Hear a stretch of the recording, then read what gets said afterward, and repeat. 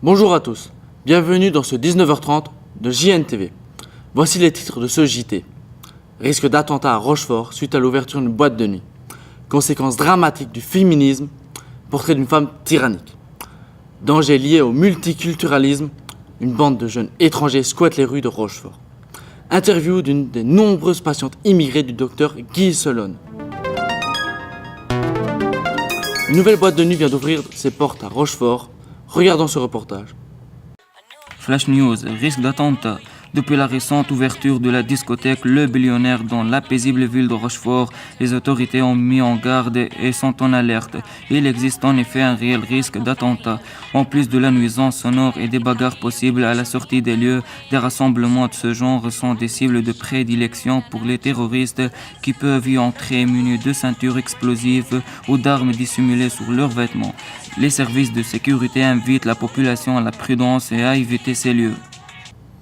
Maintenant, partons à la rencontre d'une habitante du quartier qui a pour voisine une femme tyrannique. Bonjour Mathieu, je suis en direct avec Mariam qui va nous parler de sa voisine tyrannique. Bonjour Mariam, est-ce que vous avez déjà remarqué quelque chose de bizarre ou vous avez déjà qu'ils se disputent? Maintenant, vous le dites. Chaque soir, on entend des cris ou parfois les enfants qui pleurent. Ok. Est-ce que son mari vous a parlé ou est-ce que vous le voyez seul? Seul, son mari, jamais. Je pense même qu'il a peur de sortir sans sa femme. D'accord, merci beaucoup. Et voilà, on voit une famille de bizarres. Et à vous l'antenne, Mathieu. Merci. Cet été, un groupe de jeunes étrangers erre dans les rues de Rochefort, notre belle ville. Notre journaliste a tenté de les approcher. Nous avons été filmer une bande de jeunes cet été à Anse-sur-Lesse et partons aujourd'hui à leur rencontre. Nous les avons approchés mais n'avons pas pu les interviewer. Tout ce que nous savons, c'est qu'ils passent leur journée ensemble. Mais qui sont ces jeunes? Pour combien de temps et depuis combien de temps sont-ils là? Ont-ils une famille? Comment sont-ils arrivés ici? Que font-ils? Travaillent-ils? Ils vont à l'école? Ils font du théâtre? Sont-ils en situation légale dans notre pays? Sont-ils de simples touristes? Comment communiquent-ils entre eux? Quelle langue parlent-ils? Sont-ils dangereux? Et espèrent-ils un jour rentrer chez eux? Effectivement, sommes-nous encore en sécurité dans nos propres rues?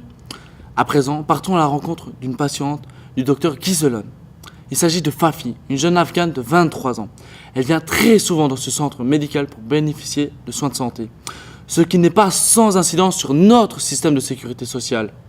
Depuis son arrivée il y a 3 ans sur le sol belge, Fafi a déjà profité à maintes reprises de ses services. Fafi, d'après vous, comment se fait-il de se faire soigner dans notre pays? Ici en Belgique, il y a un bon système de santé accessible à tous. Mais c'est vrai, nous sommes nombreux dans la salle d'attente et qu'il faut attendre beaucoup. Et parfois, on tombe malade pendant le voyage. Le principal, c'est que tout le monde puisse être soigné, non? Il y a des enfants malades qu'il faut soigner en priorité, c'est important. Merci de votre fidélité sur JNTV. On se retrouve demain, même heure.